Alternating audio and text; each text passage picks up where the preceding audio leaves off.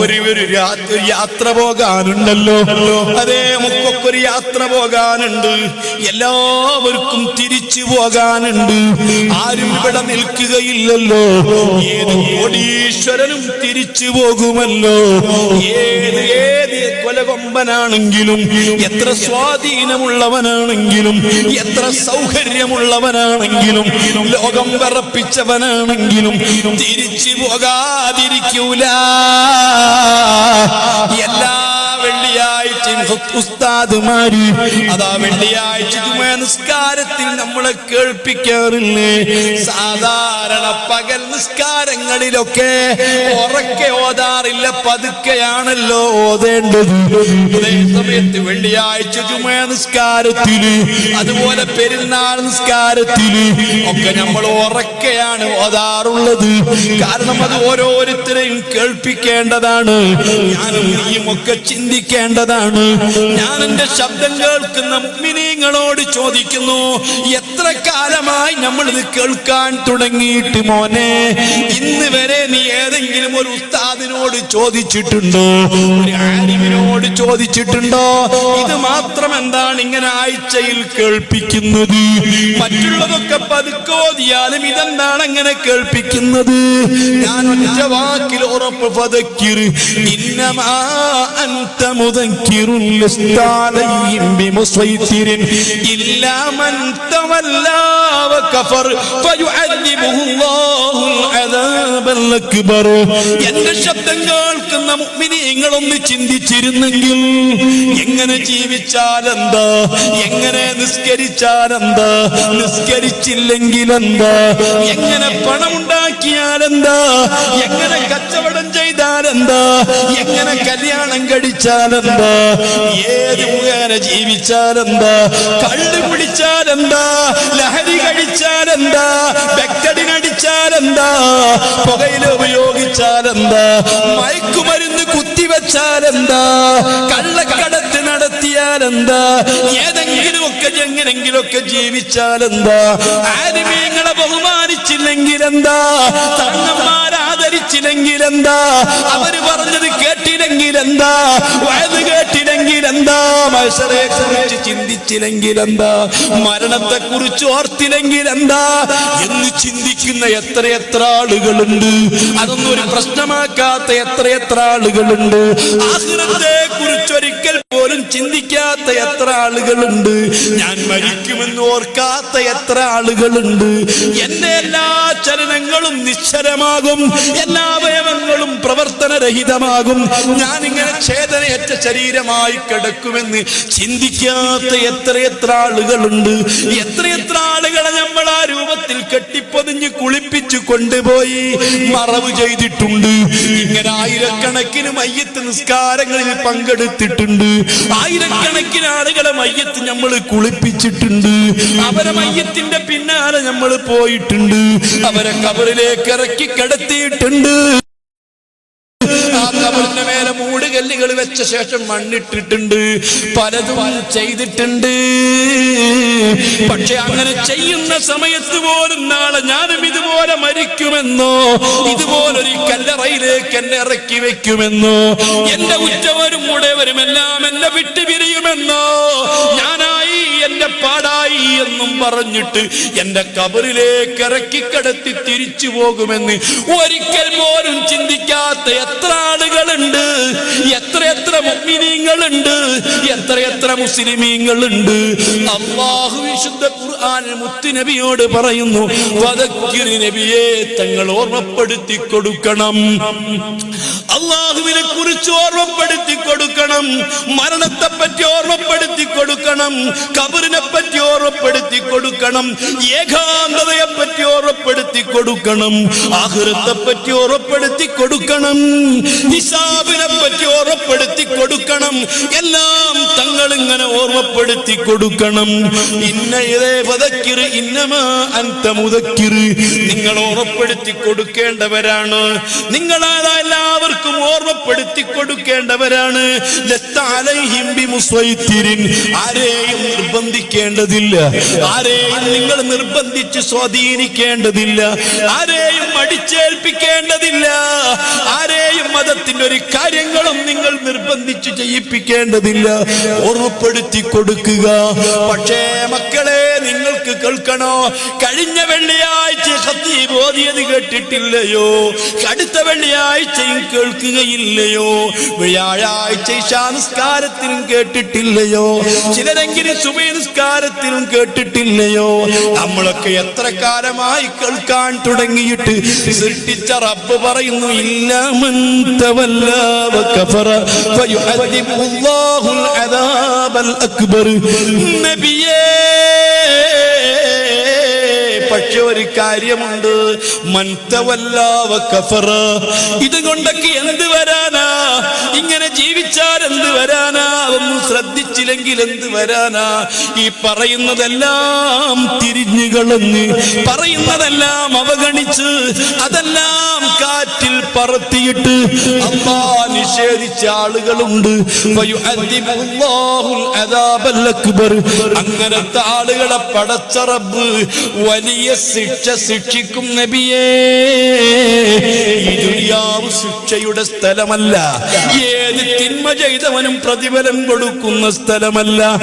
ഏത് നന്മ ചെയ്തവനും പ്രതിഫലം കൊടുക്കുന്ന സ്ഥലമല്ല. പ്രതിഫലം കൊടുക്കാൻ ഒരു സ്ഥലമുണ്ട്. അതിഭയങ്കരമായ ശിക്ഷ അല്ലാഹു ശിക്ഷിക്കും. നബിയേ, എങ്ങനെയെന്നറിയോ? ഇന്ന ഇലൈനാ ഇയാബഹും. എല്ലാവരും നമ്മിലേക്ക് മടങ്ങി വരുന്നത്, അവരൊക്കെയും നമ്മിലേക്ക് മടങ്ങി വരുന്നത്. ആരാ മോനെ ലോകത്ത് മടങ്ങിപ്പോകാത്തതുള്ളത്? ആരാ മടങ്ങാത്തതുള്ളത്? ലോകം മടക്കി ഭരിച്ചിരുന്ന ഭരണാധികാരികളെവിടെ? മുഖ്തനസറെവിടെ? ദുൽഖർനൈനിയെവിടെ? ഞാൻ അല്ലാഹ് ഏറ്റവും വലിയ ഇലാഹാണെന്ന് വാദിച്ച റംസീസ് രണ്ടാമനെവിടെ? ഈ മിസ്രിൽ കൂടി ഒഴുകുന്ന എല്ലാ നൈലടക്കമുള്ള നദികളെയും ഞാനാണ് ഒഴുക്കുന്നത്. നിന്റെ റബ്ബ് ആകാശത്തുനിന്ന് വെള്ളമിറക്കിയിട്ടുണ്ടെങ്കിൽ ഞാൻ പുഴ കീറിയിട്ട് ഞാനാണ് ഒഴുക്കുന്നത് എന്ന് പറഞ്ഞ ഫിർഔനെവിടെ? ലക്ഷക്കണക്കിന് കുരുന്നുകളെ നിഷ്കരണം കൊലപ്പെടുത്തിയ ഫിർഔനെവിടെ? ലോകത്ത് പരാജയം എനിക്കറിയില്ല എന്ന് പറഞ്ഞ നെപ്പോളിയനെവിടെ? ഹിറ്റ്ലറെവിടെ? മുസോളിനിയെവിടെ? ലോകത്തെ വിറപ്പിച്ച സർവകലാ വല്ലഭന്മാരെവിടെ? അവരൊക്കെ തിരിച്ചു പോയില്ലേ? റബ്ബിലേക്ക് മടങ്ങിപ്പോയില്ലേ? അല്ലാ അല്ലാ, 150 വയസ്സ് വരെ എനിക്ക് ജീവിക്കണമെന്ന് വാശി പിടിച്ചിട്ട് സർവസന്നാഹങ്ങളോടുകൂടി ജീവിച്ചിരുന്ന, എല്ലാം പ്രത്യേകം സുരക്ഷാ സംവിധാനങ്ങൾ ഒരുക്കി 150 വയസ്സ് ജീവിക്കണമെന്ന് ആഗ്രഹിച്ച മൈക്കിൾ ജാക്സൺ എവിടെ? 56 വയസ്സ് കഴിഞ്ഞപ്പോഴേക്ക് കാലയവനിക്കുള്ളിൽ മറഞ്ഞു പോയെങ്കിൽ, റബ്ബിലേക്ക് തിരിച്ചു പോയെങ്കിൽ, അല്ലാ അല്ലാ, നിങ്ങളെ നാട്ടിൽ അറിയപ്പെട്ട ഒരുപാട് ആളുകളില്ലായിരുന്നുവോ? മീസാൻ, നിങ്ങളെ ശ്മശാനത്തിൽ ചെന്നുകൊണ്ട് മീസാൻ കല്ലുകളിലേക്കൊന്ന് ചൂണ്ടിയിട്ട് ചോദിക്കും, മോനെ, എന്തൊരു സമാധാനത്തിന്റെ വീട്! എല്ലാവർക്കും ഒരേ വീട്, ഒരേ വസ്ത്രം, ഒരേ സൗകര്യങ്ങളോ.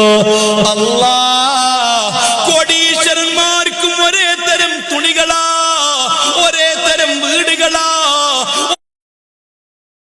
തരം സൗകര്യങ്ങളാ. ഏതെങ്കിലും പള്ളിക്കാട്ടിൽ ചെന്ന് നോക്കിയാൽ മുതലാളിമാരെ കബറിന് വ്യത്യാസങ്ങളുണ്ടോ? നാട് വിറപ്പിച്ച ഭരണാധികാരികളെ കബറിന് വ്യത്യാസങ്ങളുണ്ടോ? അവർ ധരിച്ച ഡ്രസ്സുകൾക്ക് വ്യത്യാസങ്ങളുണ്ടോ? അവർക്ക് കുടിച്ച കബറുകൾക്ക് വ്യത്യാസങ്ങളുണ്ടോ? അവരെ കബറിൽ പ്രത്യേക സൗകര്യങ്ങളുണ്ടോ? സൗകര്യങ്ങൾ ഏർപ്പെടുത്തിയിട്ടുണ്ടോ? എല്ലാ കബറും ഒരുപോലെയാ. ഉടുതുണിക്ക് മറുതുണിയില്ലാതെ ഒരാളും പരിഗണിച്ചിട്ടില്ലാതിരുന്ന ഒരു പാവപ്പെട്ട മനുഷ്യന്റെ കബറും ആ നാട്ടിൽ ഏറ്റവും വലിയ പ്രമാണിയുടെ കബറും പ്രത്യക്ഷത്തിൽ ഒരേപോലെ തന്നെയാ. അത് തുറന്നു നോക്കിയാലും ഒരേപോലെ തന്നെയാ. ഒരുപക്ഷെ മുഴുവൻ ദ്രവിച്ചിട്ടുണ്ടാകും, ഒരുപക്ഷെ ദ്രവിക്കാതെ ബാക്കി നിൽക്കുന്നുണ്ടാകും.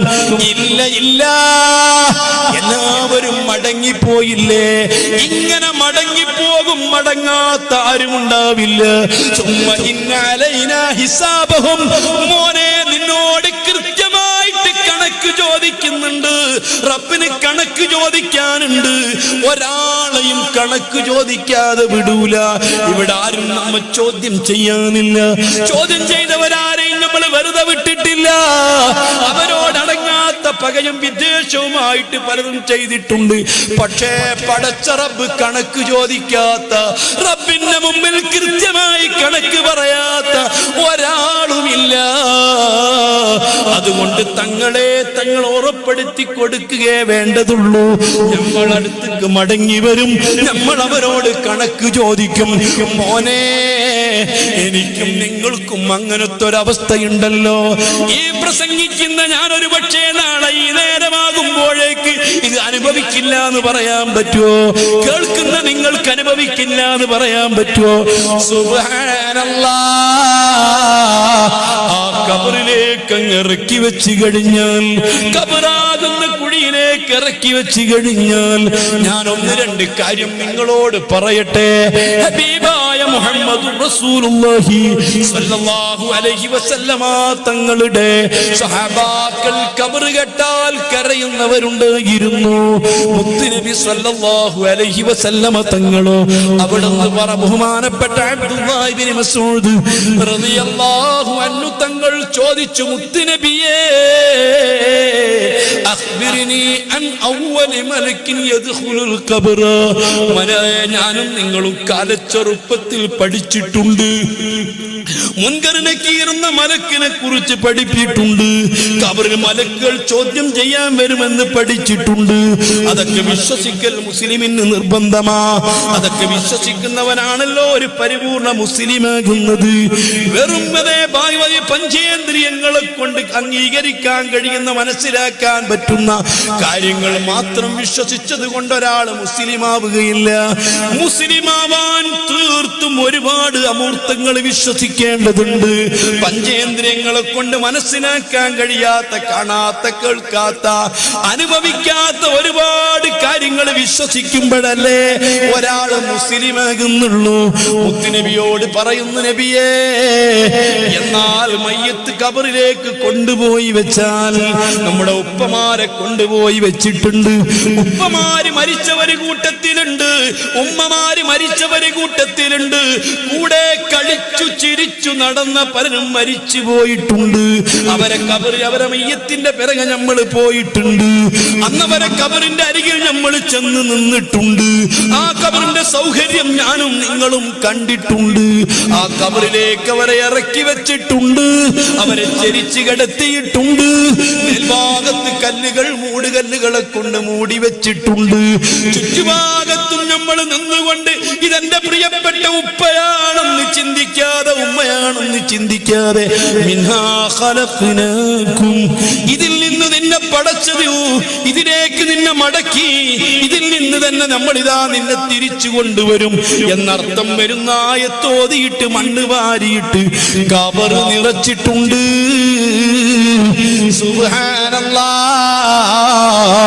അതിനുശേഷം ഖബർ ചുറ്റുഭാഗത്തും ഖബർ മണ്ണുകൾ മുഴുവനും ഖബറിലേക്ക് നിറച്ച് അല്ലാഹ് ഒരു മീസാൻ കല്ല്, രണ്ട് മീസാൻ കല്ലും കുത്തി, ഒരു പച്ചക്കൊമ്പ് നട്ടുപിടിപ്പിച്ച് ഒരു തൊട്ടി വെള്ളമൊഴിച്ച്, ഒരു ഉസ്താദോ സമാനമായ ആളോ ആ മയ്യത്തിന് അഭിമുഖമായി നിന്നിട്ട് ഏതാനും ചില കാര്യങ്ങൾ അപ്പോഴും ഓർമ്മപ്പെടുത്തി കൊടുത്തിട്ടുണ്ട്.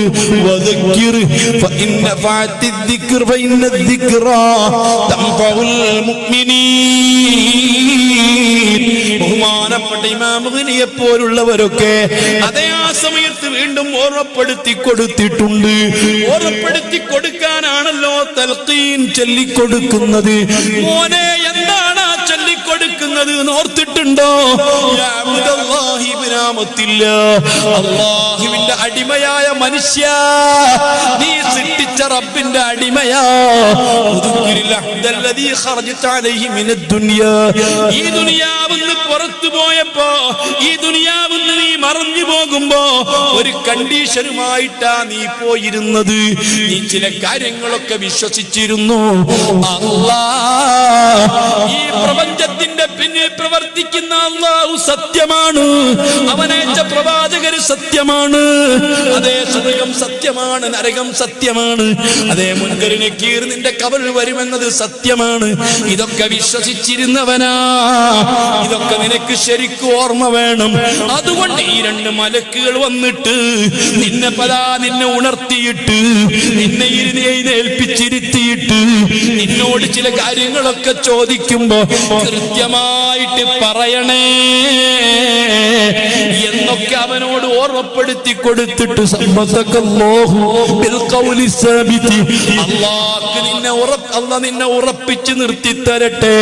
പതറാതെ, പേടിക്കാതെ, നിനക്ക് അങ്കലാപില്ലാതെ, നിനക്ക് പ്രയാസങ്ങളില്ലാതെ, ധൈര്യത്തിലും സ്ഥൈര്യത്തിലും പടച്ച റബ്ബ് നിന്നെ സാബിത്തായ ഖൗല് കൊണ്ട് ഉറപ്പിച്ച് നിർത്തി തരട്ടെ എന്നും പറഞ്ഞു ഈ ഉസ്താദ് ഒരു പ്രാർത്ഥനയും നടത്തി, ഒരു ചെറിയ ദുആഉം നടത്തി.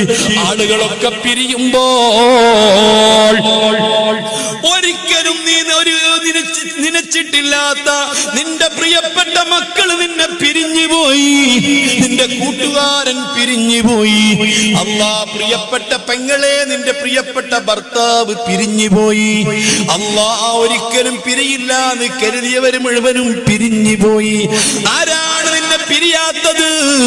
ഒരിക്കലും നിന്റെ ഭർത്താവ് ചിന്തിച്ചു, എന്റെ പ്രിയപ്പെട്ട ഭാര്യക്ക് വല്ലാത്ത പേടിയാണ്, ഒരു ദിവസം പോലും റൂമിൽ ഒറ്റയ്ക്ക് കിടക്കാത്തവളാണ്, പാതിരാക്കൊന്ന് ലൈറ്റ് പോയാൽ വരെ എന്റെ പ്രിയപ്പെട്ട ഭാര്യക്ക് പേടിയാണ്. അങ്ങനെ പേടിയുള്ള ഭാര്യയാണ് ഞാൻ കബറിൽ കിടത്തിയത്. ഇന്നത്തെ രാത്രി എങ്കിലും എന്റെ പ്രിയപ്പെട്ട ഭാര്യന്റെ കൂടെ ഞാൻ കൂട്ടിന് കിടക്കട്ടെ. നിന്റെ ഭർത്താവ് ചിന്തിച്ചിട്ടില്ല, നിനക്ക് 1, 2, 8, 10 മക്കളുണ്ടെങ്കിൽ ഒരു മകൻ പോലും എന്റെ പ്രിയപ്പെട്ട ഉപ്പ ഇന്ന് പള്ളിക്കാട്ടിൽ ഒറ്റക്കാ കിടക്കുന്നത്. ഇന്ന് എന്റെ ഉപ്പയുടെ ആദ്യത്തെ രാത്രിയാ, എന്റെ ഉപ്പന്റെ 1ാമത്തെ അനുഭവമാ. ഇന്നെങ്കിലും ഞാൻ എന്റെ പ്രിയപ്പെട്ട ഉപ്പാന്റെ അടുത്ത് നിൽക്കട്ടെ എന്ന് ഒരു മകനും ചിന്തിച്ചില്ല, ഒരു മകളും ചിന്തിച്ചില്ല. എന്റെ ഉപ്പ എനിക്ക് വേണ്ടിയാണ് കഠിനാധ്വാനം ചെയ്തത്. എനിക്ക് വേണ്ടി, എനിക്ക് വീട് വെക്കാൻ, എനിക്ക് ബാങ്ക് ബാലൻസ് ഉണ്ടാക്കി തരാൻ, എന്നെ വിദ്യാഭ്യാസം നേടിത്തരാൻ, എനിക്ക് ഉദ്യോഗം വാങ്ങിത്തരാൻ, എനിക്ക് നല്ല ജീവിതം തരാൻ, എനിക്ക് നല്ല സൗകര്യത്തോടു കൂടി ജീവിക്കാനാ എന്റെ ഉപ്പ പലപ്പോഴും റബ്ബിനെ മറന്ന് ജീവിച്ചത്. എന്റെ ഉപ്പ പലപ്പോഴും നിസ്കാരങ്ങൾ ഉപേക്ഷിച്ചത്. എന്റെ ഉപ്പ പലപ്പോഴും ബ്ലാക്ക് ബിസിനസ്സുകൾ നടത്തിയത് എനിക്ക് വേണ്ടിയായിരുന്നല്ലോ. അതുകൊണ്ട് ഇന്നത്തെ രാത്രിയെങ്കിലും എന്റെ പ്രിയപ്പെട്ട ഉപ്പാന്റെ കൂടെ ഞാനൊന്ന് നിൽക്കട്ടെ. ഒരു മകനും ചിന്തിച്ചിട്ടില്ല, ഒരു അനുജനും ചിന്തിച്ചിട്ടില്ല, ഒരു ചേട്ടനും ചിന്തിച്ചിട്ടില്ല, ഒരു കൂട്ടുകാരനും ചിന്തിച്ചിട്ടില്ല. എന്റെ ഇപ്പോഴും കൂടെയുള്ള കൂട്ടുകാരനാ. ക്ലബിൽ ഞങ്ങൾ ഒപ്പമായിരുന്നു, കളിയിൽ ഞങ്ങൾ ഒപ്പമായിരുന്നു, ഞങ്ങളുടെ ഷോപ്പിൽ ഞങ്ങൾ ഒപ്പമായിരുന്നു. എല്ലാ സംഗതികളും ഞങ്ങൾ കൂറുകാരാണ്, ഷെയറുകാരാണ്. പക്ഷേ എന്റെ പ്രിയപ്പെട്ട കൂട്ടുകാരൻ പെട്ടെന്ന് മരണപ്പെട്ടു. ഇന്നത്തെ രാത്രി എങ്കിലും കൂട്ടുകാരന് കൂട്ടുകിടക്കാൻ ഞാൻ ആ കൂട്ടുകാരന്റെ കബറിന്റെ അടുത്തൊന്ന് നിൽക്കട്ടെ. ചിന്തിച്ചിട്ടില്ല, ഒരാളും നിൽക്കുന്നില്ല.